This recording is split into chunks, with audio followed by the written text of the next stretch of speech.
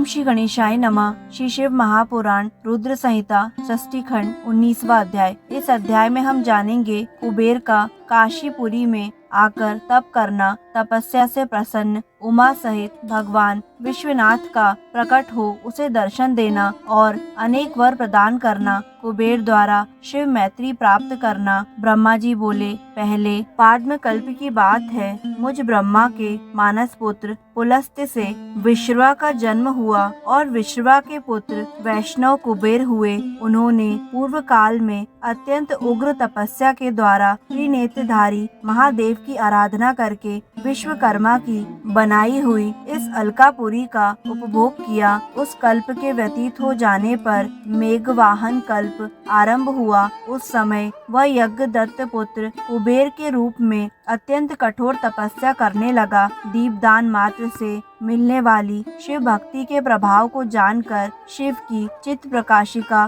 काशिकापुरी में जाकर अपने चित्त रूपी रत्नमय दीपकों से 11 रुद्रों को उद्बोधित करके अन्यन भक्ति एवं स्नेह से संपन्न हो वह तन्मयता पूर्वक शिव के ध्यान में मग्न होकर निश्चल भाव से बैठ गया। जो शिव से एकता का महान पात्र है, तप रूपी अग्नि से बढ़ा हुआ है, काम क्रोध आदि महाविघ्न रूपी पतंगों के आघात से शून्य है, प्राण निरोध रूपी वायु शून्य स्थान में निश्चल भाव से प्रकाशित है, निर्मल दृष्टि के कारण स्वरूप से भी निर्मल है तथा सद्भाव रूपी पुष्पों से पूजित है। ऐसे शिवलिंग की प्रतिष्ठा करके वह तब तक तपस्या में लगा रहा जब तक उसके शरीर में केवल अस्थि और चर्म मात्र ही अवशिष्ट नहीं रह गए। इस प्रकार उसने 10,000 वर्षों तक तपस्या की। तदंतर विशालाक्षी पार्वती देवी के साथ भगवान विश्वनाथ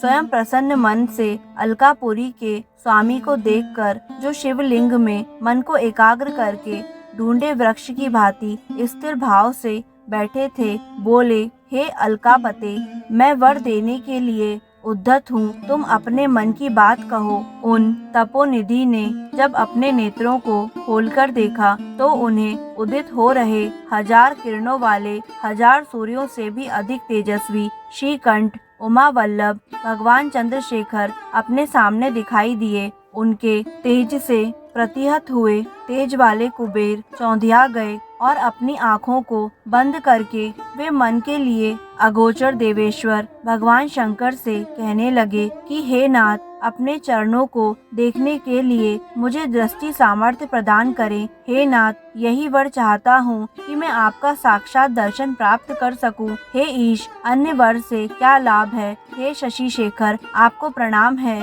उनकी यह बात सुनकर देवादिदेव उमापति ने अपनी हथेली से उनका स्पर्श करके उन्हें अपने दर्शन की शक्ति प्रदान की। देखने की शक्ति मिल जाने पर यज्ञ दत्त के उस पुत्र ने आंखें खोलकर पहले उमा की ओर ही देखना आरंभ किया।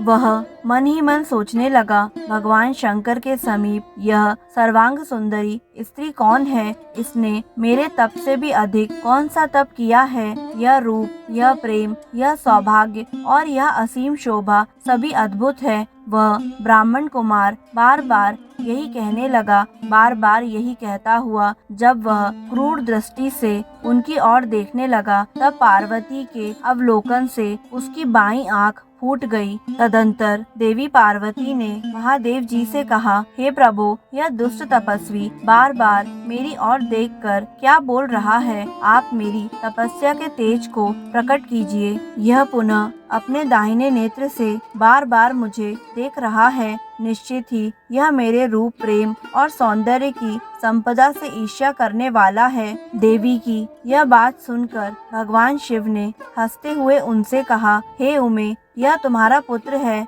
यह तुम्हें क्रूर दृष्टि से नहीं देख रहा है, अपितु तुम्हारी तपः संपत्ति का वर्णन कर रहा है। देवी से ऐसा कहकर भगवान शिव पुनः उस ब्राह्मण कुमार से बोले, हे वत्स, मैं तुम्हारी इस तपस्या से संतुष्ट होकर तुम्हें वर देता हूँ। तुम निधियों के स्वामी और गुह्यकों के राजा हो जाओ। हे सुव्रत, तुम यक्षों, किन्नरों और राजाओं के भी राजा, पुण्य जनों के पालक और सबके लिए धन के दाता हो जाओ। आओ, मेरे साथ सदा तुम्हारी मैत्री बनी रहेगी। और हे मित्र, तुम्हारी प्रीति बढ़ाने के लिए मैं अलका के पास ही रहूंगा, नित्य तुम्हारे निकट निवास करूंगा। हे महाभक्त यज्ञदत्त कुमार, आओ, इन उमा देवी के चरणों में प्रसन्न मन से प्रणाम करो, ये तुम्हारी माता हैं। ब्रह्मा जी बोले, हे नारद, इस प्रकार वर देकर भगवान शिव ने देवी पार्वती से पुनः कहा, हे देवेश्वरी तपस्विनी, पुत्र पर कृपा करो, यह तुम्हारा पुत्र है। भगवान शंकर का